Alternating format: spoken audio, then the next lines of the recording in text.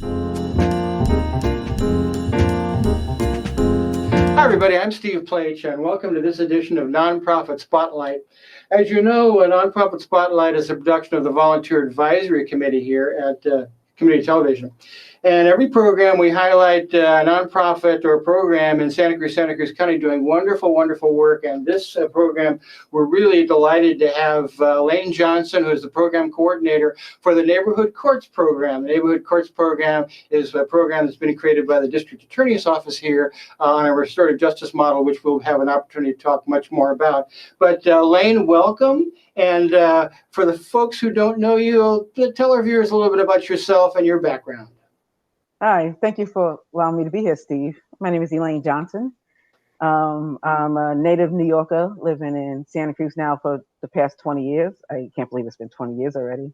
It's been an amazing 20 years. I'm pretty involved in the community.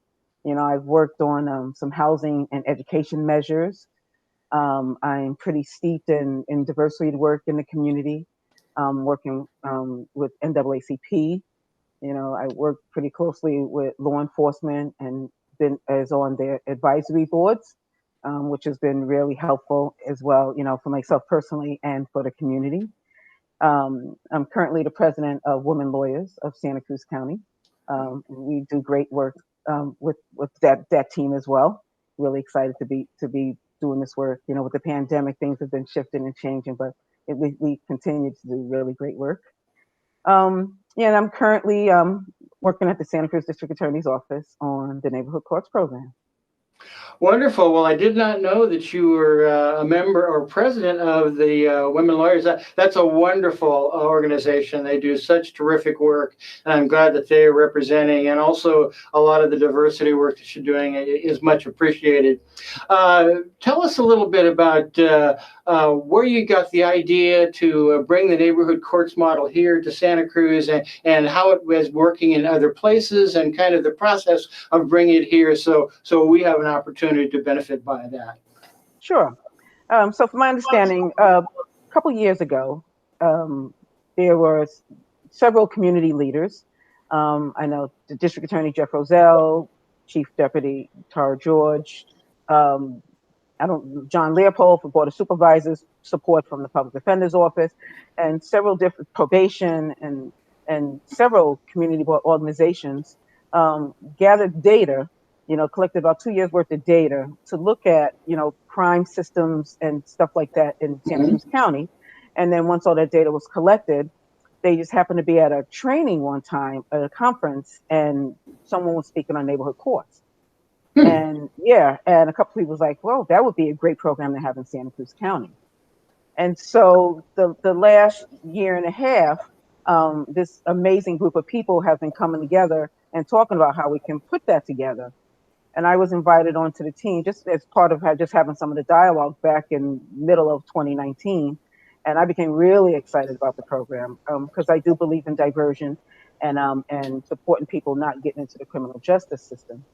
And so when they brought me on board, San Francisco was the first county to launch their neighborhood court program. And then Yolo County followed, and then the city of Los Angeles. And so because of COVID, I wasn't able to travel to these different locations. I really want to give a shout out to all three of them. They spent countless hours with me, helping me, providing me with material and walking me through how they created their program so that we can create a program here in Santa Cruz. Mm-hmm. You know, I'm just incredibly grateful for them. You know, I got to watch countless Zoom conferences to watch the actual, how it actually worked with the participant and the community panelists and such. And so I was really excited, you know, watching that over the last 3-4 months, that how this would be an excellent program for our Santa Cruz County community here. And so after gathering all that information, working with our community partners, the Conflict Resolution Center, we were able to put our program together here, and we launched our first conference on December 3rd of 2020. Well, that's wonderful. A lot of great people doing terrific work for the community. And of course, Neighborhood Courts is based on a restorative justice model, which gives back, repairs the harm to the community. Tell us a little bit about that. Yes, so the neighborhood courts is on the foundation of restorative justice. So we don't use punitive language. Use restorative language. So in cases like, if you have to go through a traditional criminal justice system, you may hear language such as, Steve, you did this and you're going to be punished and that sort of thing. But in neighborhood courts, we use more restorative model, and we look at the whole person. We don't judge the person, and we use restorative language as such as we call them participants instead of offenders, right? And we, instead of quote unquote punishments, we give them agreements. Instead of someone going to jail, we have them do some sort of community service to give back to the community.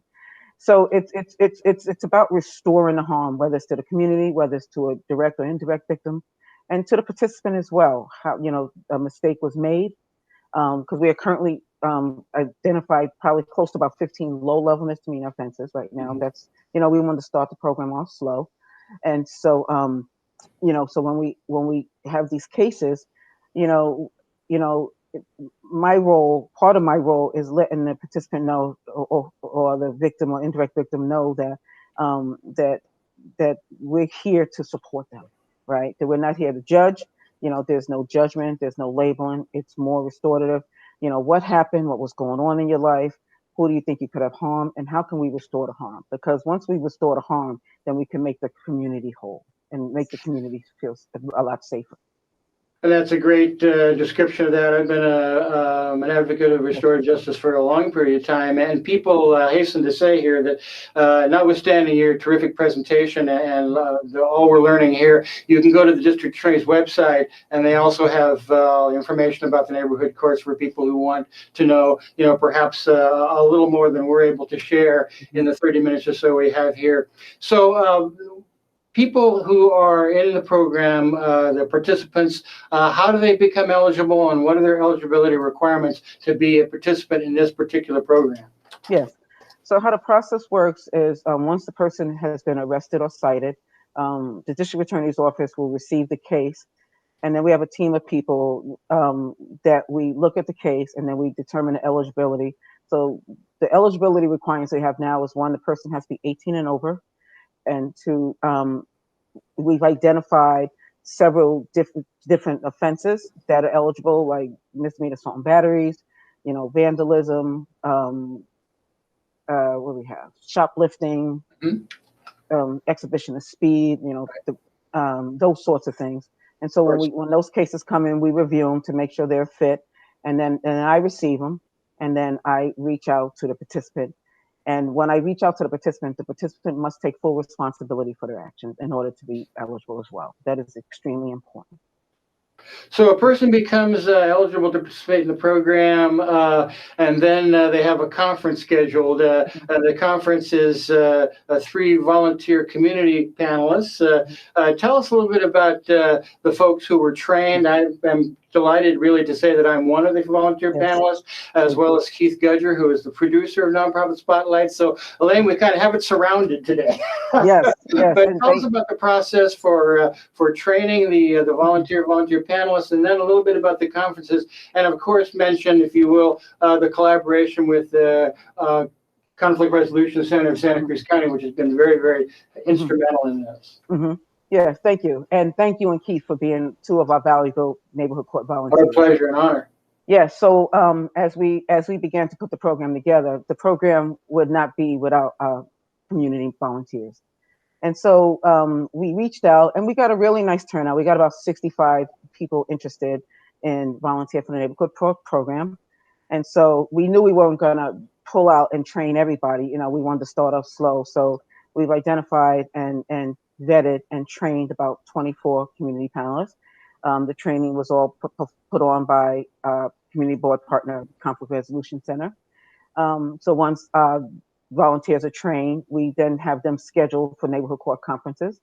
And what the conference looks like, which are held every Thursday evening, currently on Zoom, consists of 3 community panelist members, myself as the district attorney representation from the Conflict Resolution Center. And we currently have a 1 person observing, because, as you know, the program is still fairly new. and we have observers so people can kind of, get up to speed, stay up to speed and stuff like that, and get the learning. So without our community members, we wouldn't be able to do this. Okay. And so we've had tremendous success. And I do want to give a shout out, because it's neighborhood court, the Santa Cruz County Neighborhood Courts program. We want all different social, economic, racial backgrounds. Yeah. And we are continually recruiting for bilingual volunteers. So if anybody's interested, please feel free to give me a call, email me, call me, go to DA's office website, and you'll see application there. We definitely want your voice and your presence at the table. And it's remarkable, really, when we go back through the history and the run-up to this, that all of this has happened via Zoom. We've been able to put this whole program together without having, conferences of people together talking and interacting and exchanging ideas, but it's all been done through Zoom. Not only the organization and the initiation of the program, but also the conferences themselves. And how's that been working out with the participants and the panelists via Zoom? And you think that it's been effective in that way? Yes, I have, because I look at the 3 other counties who, have been doing neighborhood courts for several years. And when I was working with them, they had to learn how to switch from being in person to Zoom. So, we started out on Zoom. So I think that was a plus for us versus trying to switch from one model to another. And so it's worked out very well, because of course the safety and well-being of everybody is utmost important. Right. But we've had great success. It's really a testament to the people who work so hard to really put this together and give a framework for the volunteer panelists to work within. And I shout out to all you folks who have been able to do that. Now, these participants, eligible participants, are first-time misdemeanants, having run afoul of the offense of talking about vandalism, petty theft, those kinds of things. How many conferences now have you had, and how effective, how successful have you been in having people go through? Explain to us a little bit what the obligations of the participant are in terms of fulfilling their obligations so that they can have their case dismissed, which is one of the things that they want. Yes, thank you. Great question. Yes, so the neighborhood court conference, once the participant attends the conference, they have 2 months in which to complete their agreements. Now, the agreements can range from writing apology letters to family members, shopkeepers, neighbors, themselves, that sort of thing, to, possibly cleaning up graffiti, to giving back to the community we've given back countless hours of community service back into the community in different organizations. Again, in the midst of COVID, that's been tricky, but we have been able to give back at least over 50 hours now that I know of. And so when the participant has completed their agreements, they have 2 months to complete it, then the district attorney's office will not file any charges. And so they will not have a record. Please, and you mentioned our most recent volunteer meeting. We always get the updates and the kind of the latest news that we've had many successful participants go through this program already. Yes. So up to date, as of last night, we've had 31 conferences with probably a 98% success rate.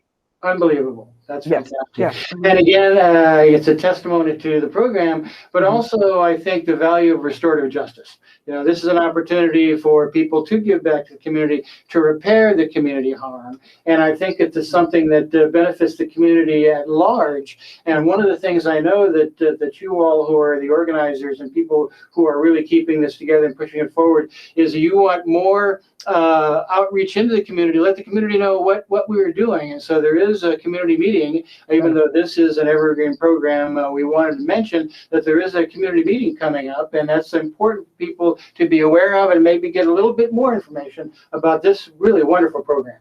That is correct. As of right now, the date is October 25th. It'll be from 6 to 7. And the district attorney will be hosting a community meeting. We want to, since we've launched in December, we want to let the community know how the program's going, invite, again, recruit bilingual volunteers, and just really let the community know to stay engaged on how this restorative justice program is actually working, because it really is important. If we want to keep people out of the criminal justice system, That is of the utmost importance. And we have been able to do that. I mean, the testimonials from the individual participants that I hear from, I speak with them, are heartwarming. They're incredibly grateful for this second chance. They're incredibly grateful for the opportunity to say, oh my God, that 5 minutes of glory almost cost me my career. We have people in the program who have amazing dreams and desires and visions to become firefighters and things like that. And when I was working with San Francisco and Yolo and City of Los Angeles, they shared some of the testimonies with me, and those are the things that I carry with me to this day. And those are those messages is what every day when I'm speaking with a participant, that I know that the person I'm speaking to on the other end of that screen, have those same goals and desires, and if they're introduced to the criminal justice system, that may go away. So I'm grateful that we've created a program in Santa Cruz County that'll assist in that not happening. And I think it's really responsive, Elaine, to the desire of Santa Cruz County residents to seek criminal justice reform. We've had many different fora over the years and workshops over the years.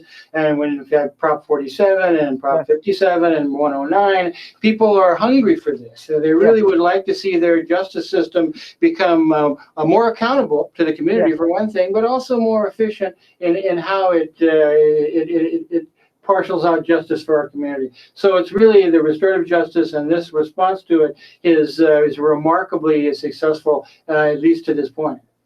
Yes, and those are the key words right there. The participant still is being held accountable, right?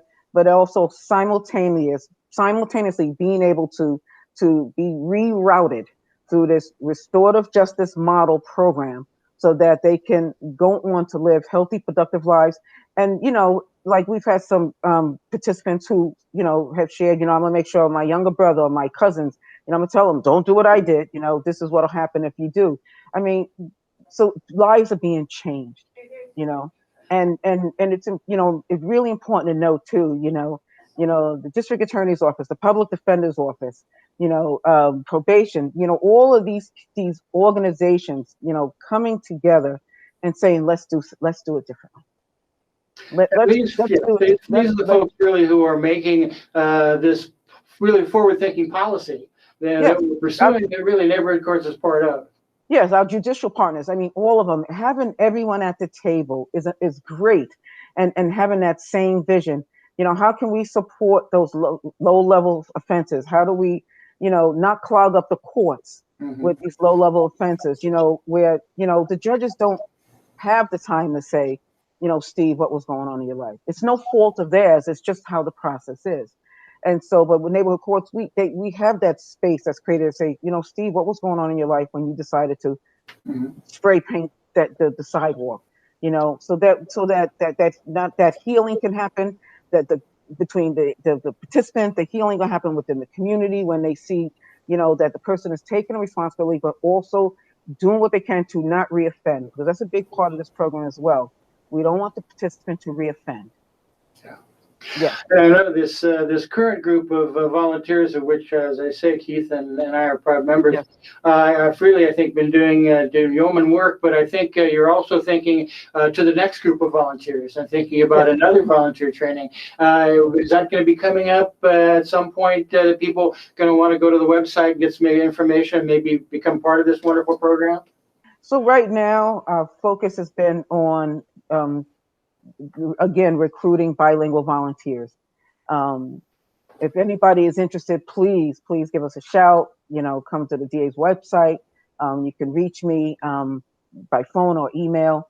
But the next training, if we can get enough bilingual volunteers, will be toward the end of the year. But if that doesn't happen, we're not looking at training until the early part of next year. Yeah. And I think another thing that really makes this program so effective is that people are able to navigate their way through the criminal justice system without having to take up really precious court resources, which are always too few.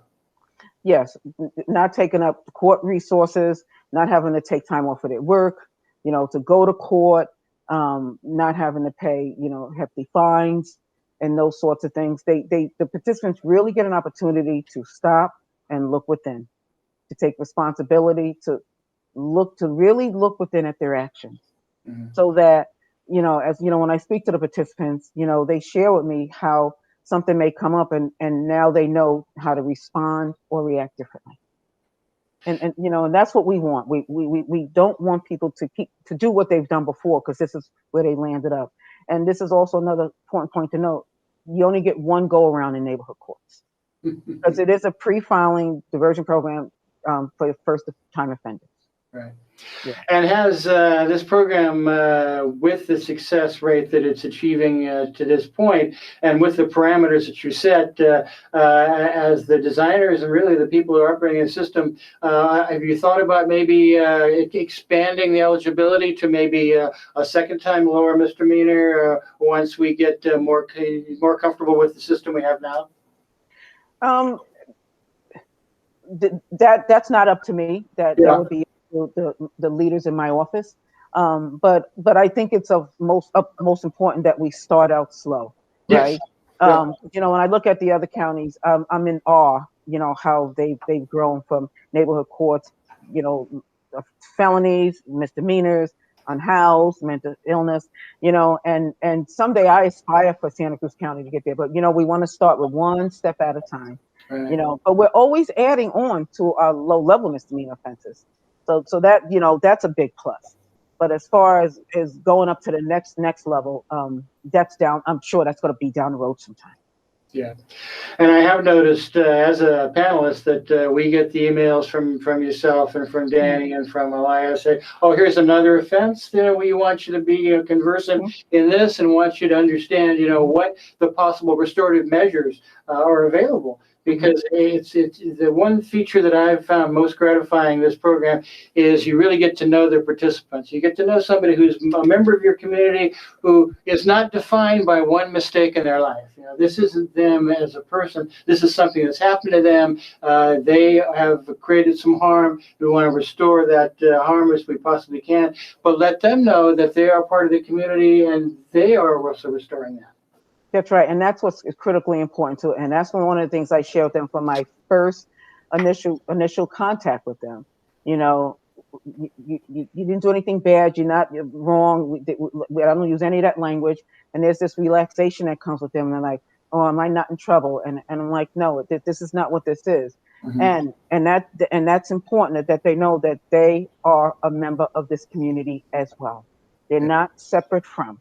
They're not like they did something to the community. They're still a part of the community, and they made a mistake. And that's so important, because people can tend to make someone feel like they're separate from the community when they're not.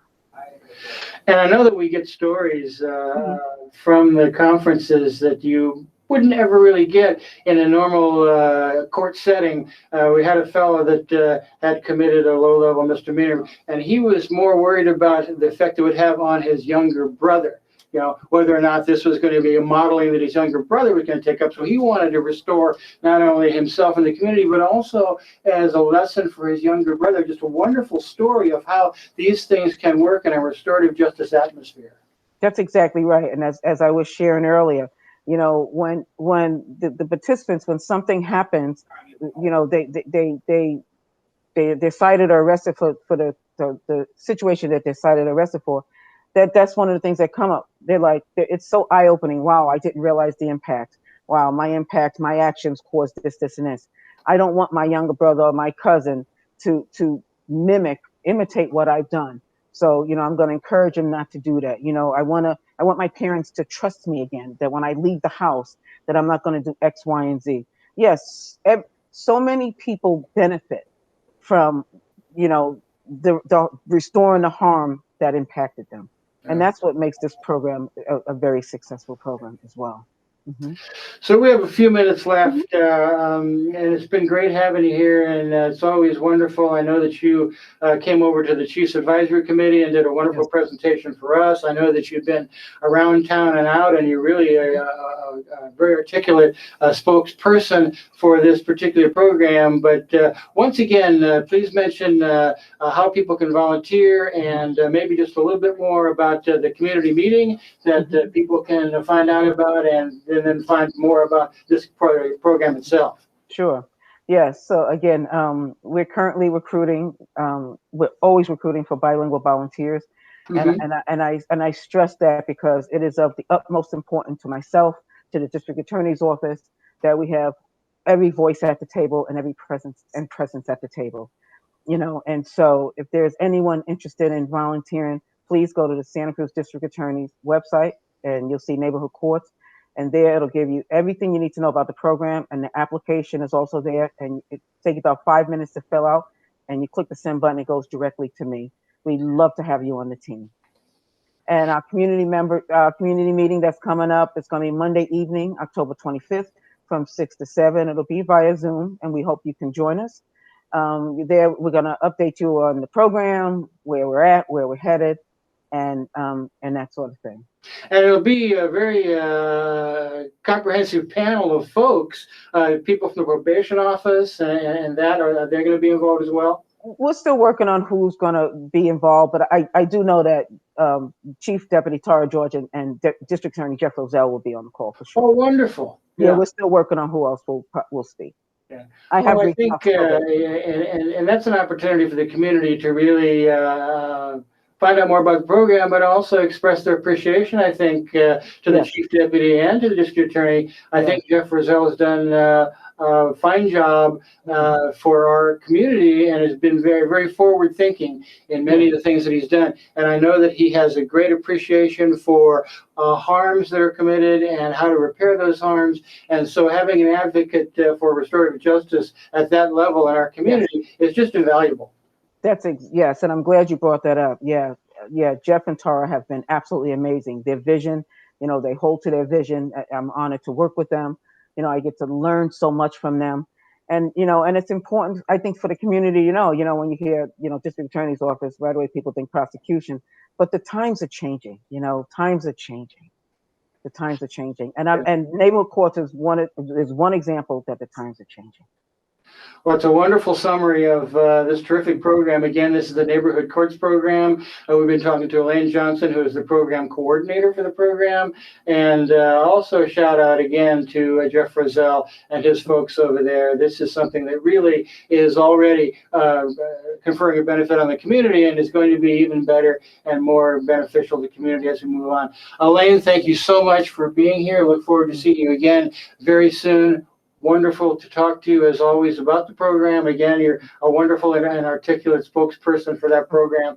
So thank you again. Thanks to the Neighborhood Courts program. Thanks to the Conflict Resolution Center of Santa Cruz County, the collaborative partner. And we will be seeing and talking to you very soon. I've been Steve Plach, and this has been another episode of Nonprofit Spotlight. We'll see you next time for another program where we'll be highlighting another nonprofit in Santa Cruz County doing wonderful, wonderful work, such as our Neighborhood Courts program. We'll see you later. Thank you so much, Steve and Keith. Thank you for having me. Thank you, Elaine. Bye-bye.